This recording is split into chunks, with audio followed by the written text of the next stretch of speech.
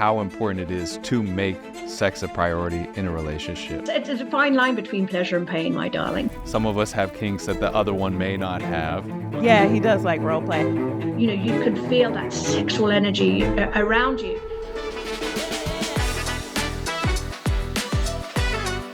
Hello, everyone, and welcome back to The Love Seat. I'm Lawrence B. Hamilton. And I'm Cameron Hamilton, and today we have a very spicy episode for you. You know that we're all about relationships, but today's focus is all about that three-letter word. That's right, y'all. Sex.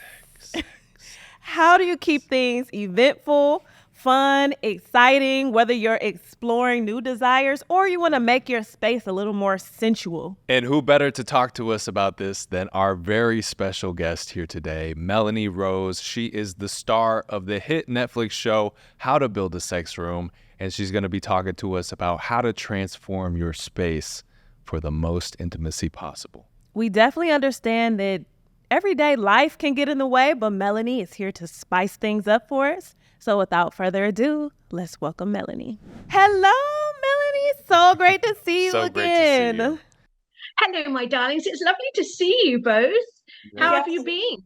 Oh, good. Excited about this conversation. Absolutely. A well-needed conversation. We love seeing you on the show. You're such a spark of life. And I really love how you make all these couples feel so comfortable with their sexuality, because for so many people it can be so uncomfortable to talk about sex. Yes, I don't beat around the bush. Yes. That could be a double entendre. Anyway, so I don't think that a lot of people realize how much the environment that they're in can affect their intimacy. But we all know that you know that very well. So can you talk to us a little bit about how you went from being a luxury interior designer to designing spaces to heat things up for couples? Yes, of course. Well, it really sort of like evolved in a not in a strange way. I was working with a couple who I'd been with for 3-4 years. It tends to happen like that, and we just happened to be in the bedroom, and one asked, "Have I ever designed a sex room?" And at that time, I was like, "A sex room, really? No." And but I went home and I did some research, and the weirdest thing is that when you type in, to do the research, you write in sex room and it is synonymous, I don't know why, to dungeons. And I'm like, but it doesn't have to be a dungeon. No. I mean, dungeon is a more kind of like dirty, disgusting side of things. And where I thought, this is a real chance for me to really elevate rooms and make them a little bit more luxurious and spice things up that way. I love that. I love seeing on the show where you had a couple and they didn't want the dungeon. They didn't want the rock and roll. They wanted a sensual space, R&B vibes, soft surfaces, which is kind of our vibe as well. I know a lot of people, exactly to your point, they think about sex room and they think of the dungeons and all the bondage and whatever, I think a lot of people don't think it's accessible to them. They think it's a luxury. They think it's something on TV. Can you talk about how important it is to have a space for intimacy in the home? I think it's really important for a couple to make a space. Now, not everybody can afford a sex room, an extra room in their house, but everybody has a bedroom. So we could spice things up there in that space. And I think it's really important with our lives today. We've got, our lives just shoot past us. And it's really important to make time for each other. Now, I'm not a sex educator or anything like that, or a psychiatrist, but I still feel that it's create a date night, have everything about the two of you, and then take that on into the bedroom and see where it goes from there. But I think it's really important. Otherwise, we get taken over by work, we get taken over by children, and we forget that lovely buzz and that sexual energy we had when we first met each other. Absolutely. We can relate to that. You're speaking our language. Our language. So you've worked with so many different couples. What's one thing that you've seen really transform a relationship, or just by making a change to their bedroom or the atmosphere? What's one thing that's just like, that did it? I think it's actually talking to the clients. and I mean, literally, I didn't think it's just one thing. I think it's be able to talk to the clients and then feeling the environment of going, okay, it's okay to talk about what we really, really want. And having that, knowing it's a safe place to do that when I'm talking to them. Yeah, that's a really great point. I loved, as I said, seeing the couples when they talk to you. They're a little reserved at first, and then you had this exercise where they were blindfolded, and you just had them talk about sex, what they wanted to do to each other. Oh yes. Oh my God, Yes. that was in the sound one. That was in the sound booth. Yeah. And that I loved doing that because that's talking sexy, dirty talk to each other, which is permissible as long as you know it's consensual between adults. Yeah, that was very fun. Oh, I love seeing that scene. So, as you said, like not everyone can afford a sex room in the house, but everyone does have a bedroom. So, what are maybe some affordable suggestions you can give people who a little bit on a budget, but they still want to cultivate that environment? They still want that intimate space in their bedroom. My go-to things are the underbed restraints. Okay. Oh. Okay. Oh yes. yeah. So yeah, Sports Cheats does a wonderful set, really affordable, but it gives you that you are sort of like surrendering yourself, whichever one of you is, you know, being restrained that way. And they don't have to be, you know, really heavy restraints and, you know, held down or anything like that. But it gives you that thought of this person, the person that I love, can do anything they want with me now, as long as it's consensual with me. But with a blindfold, you know, you can play with feathers and get into sensual play, ice cubes and all sorts of things. Yeah, that was such a cool element to see as well, is you were expanding beyond all the typical things that people may think about, and you were incorporating what are some sensual things, some different textures, some different ways of touching, like with, what did you call it? The flogger, and then you had the riding crop. So you had all these different means. I thought that was really cool to see. Yeah.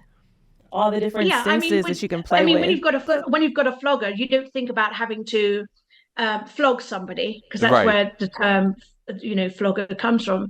The old ages of flogging somebody. For those who don't know, can we explain what a flogger is? Because somebody might be like, "What is a flogger?" Oh yes, of course. It's I thought I had one here actually. Oh, I that would be great to see. It's really playing around. Do you want me to get it for you? Yes, of course. I mean, now that you said it. Give me 1 second. You'll be able to look at my toys behind. Oh yes, lovely, lovely. I'll be honest, I don't know what a flogger is. Oh, okay. Now this one is a flogger with a dildo end. Oh wow, multi-purpose. Okay. Kind of like a Swiss Army knife. Multi-purpose, yes. So this is a flogger. Oh, okay. Yeah. So you have the tails. Yeah. Now this one here, like an octopus. This one here, is very, very small, thin tails, and you can get them much thicker, and it has a double purpose. Yes, I can see that. Multi-use.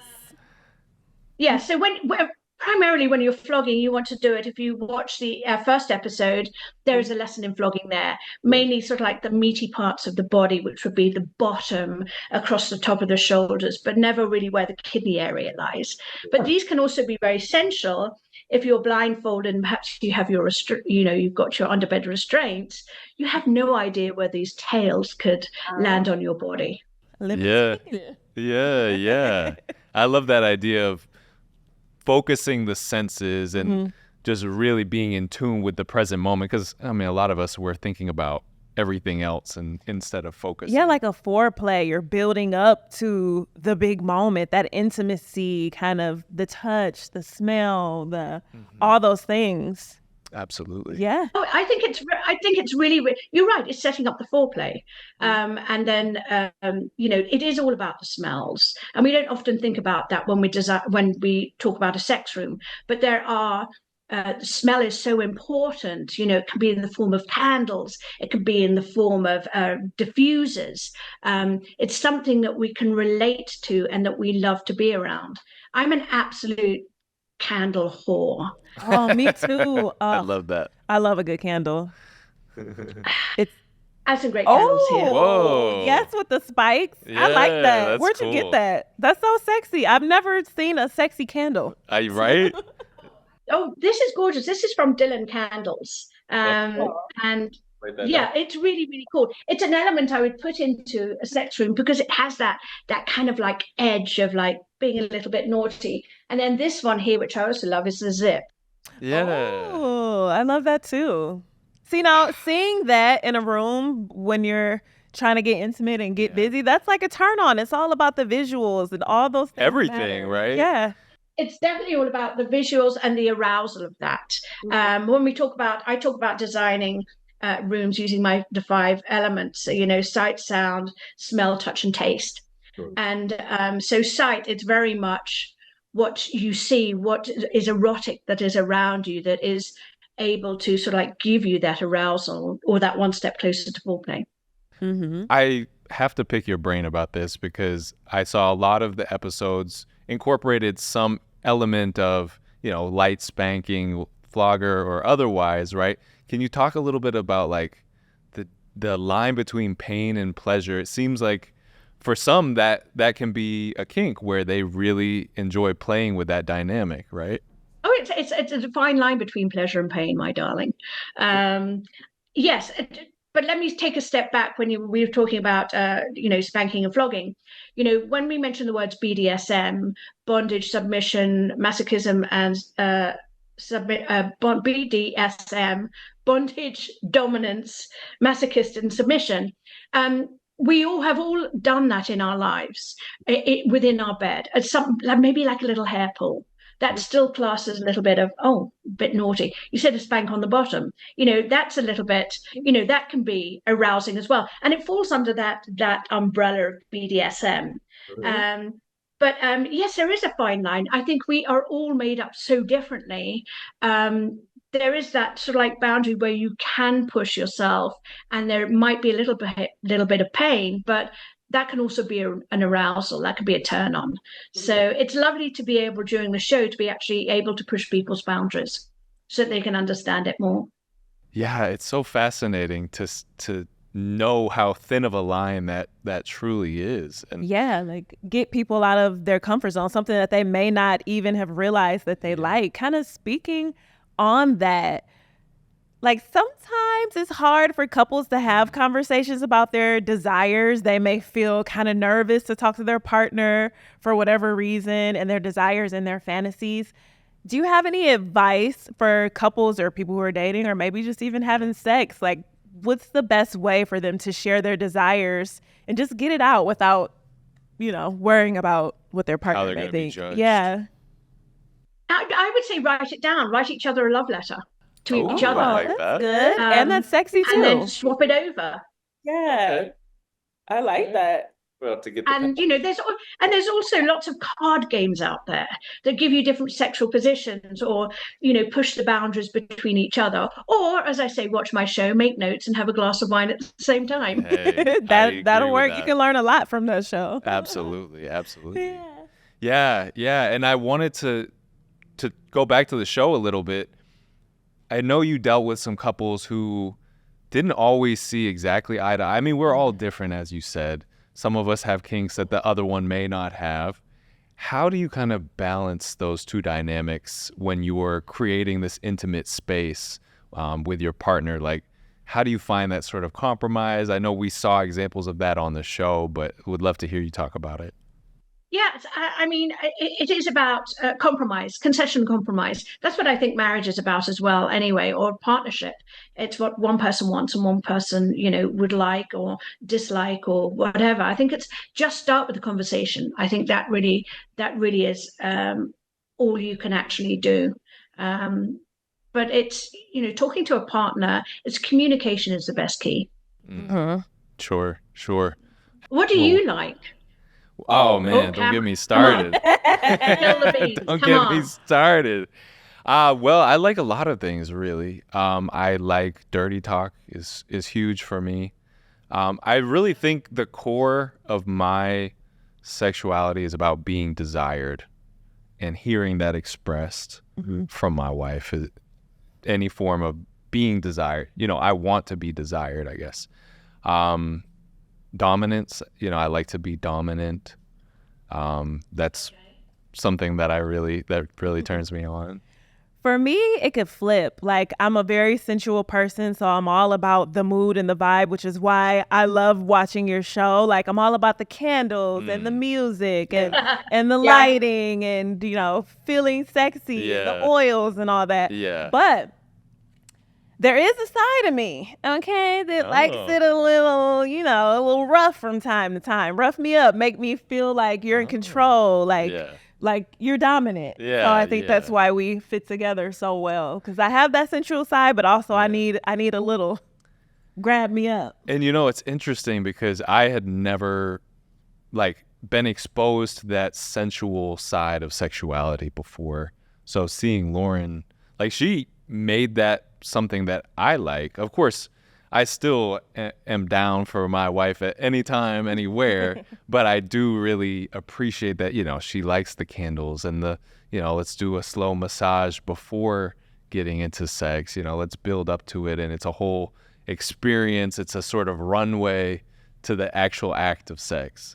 I think you're absolutely right. It is that slow, and I think during your relationships you end up finding out a little bit more as you move forward, and it gets deeper and deeper and deeper. And I think it's once you're really really comfortable to be able to express what you really want without being judged, I think is a wonderful thing. Yeah, we're going on 6 years of marriage now, Yeah. so we may be calling you. We may need some spicy tips, ways to spice up a space in our home. Also, role play, I really like too. He does like role play. One time, let me just tell you a story. I don't even know if you want to hear this, but I'm gonna tell you anyway. Go on, tell me anything. One time I was just at home cooking and stuff, and I heard I don't know, I probably wasn't cooking, that was a lie. I was at home and then I heard the doorbell ring and I'm like, who is at the door? We have a gate. So I go to answer the door and it's Cam dressed in a fireman costume. Now, she said she wanted that type of a fantasy. I was just surprised. Like, what are you? He's like, I heard someone had a fire. I was like, oh my God. It was cute though. I really. That's fabulous. And I also used to work very- as a firefighter at one point. Yeah, that was the thing. He used to be a firefighter, and I told him like, "Ooh, that's sexy, a firefighter." Yeah. So he came to the door. No, like I- a housewife I fantasy. I think that's wonderful. And that's a wonderful thing to be part of role play. I think we did it with Megan and Dave. And the lady that had alopecia, so she changed out her hair and different outfits, and it was like he loved that idea. I love that. Now, for the typical person who, like you mentioned earlier, maybe they can't afford to build a sex room, do you have any tips that the average person can do just to kind of spice up their space, little things maybe? Look, we shouldn't ignore candles. I've given you some examples of some very sexy candles, smell, reed diffusers, room sprays, some sexy sheets. I like the idea of silk, but I think to slide in one side and slide off the other terrifies me. I'm envisioning that. But I do like, beautiful Egyptian cotton, and just making the bed look really, really nice, and making it look, I was brought up. Now, have I stuck to it during my years? No, but I was brought up that when you get out of bed in the morning, you air your bed for maybe an hour, and then you make your bed. Oh, okay. And when you do that, I love putting cushions around and making it look sexy and sensual. I have I shouldn't be telling you that, under bed restraints, and have your toys ready to go, definitely powered up, and you can keep those hidden under your bed, or you can keep them in your nightstand if you want, and you can get lockable cases, and so there's lots of ways of doing it. And I think whatever toys you buy is really personal. It's one of the things I do talk to my clients is, do you like clitoral stimulation, or do you not? Do you like anal play? Do you like pegging? Because those types of things influence me as how I'm going to design the room and what toys I'm going to bring into their room. So I think with yours, I think it's up to you both to be able to communicate together and say, look, I'm going to keep this side bits and pieces my side, and there might be something rather special in there that maybe if I blindfold you and put you on the underbed restraints, I'll introduce it to you, Oh, at there we that go. moment. I love Setting up that. these scenarios. I And love heavy it. on the have it charged up, because it's nothing worse than trying to reach for a toy and it's dead. It's no power. Have Gotta some do it. spare batteries Use it on manually deck. at that point. Yeah. No, we might have to have you come down to Atlanta at some Yeah, point. build And- a room for us. yeah. We need your I'd expertise. absolutely love to. Absolutely, Yeah, yes. that would be amazing. I wanted to hear. So I feel like so many people, they don't make sex a priority. I know we've been guilty of just being overworked, having all these different responsibilities. But can you talk about like how important it is to make sex a priority in a relationship, despite all the responsibilities? Yeah, I think it's really important. As when you first meet, you've got that instant attraction, and you can feel that sexual energy around you. And I'm talking really, I'm not a sexologist, a sex educator. I just go from what I know and what I've learned from my clients. It is wonderful. There's that special time when as a couple you make love, and when you've been together for a few years or whatever, that kind of like, life, as I said before, life takes over, and sex is sort of like put on the back burner, but it's such an integral part of one's life. It's not just there for procreation, it's there for those intimate moments of feeling close to each other. And I think it's really, really important to be able to continue that. And as I said, as we change as we get older, and our bodies change, and our thoughts and our minds change as well. But I think it's really, yes, you don't have to hump like bunnies every single fucking day, or 3, 4 times a week, unless you love that. But the closeness should be there, and you don't have to have sexual intercourse. It can come from a touch or a hug or something that just I think translate to your partner of, I acknowledge you, you are there, I love you.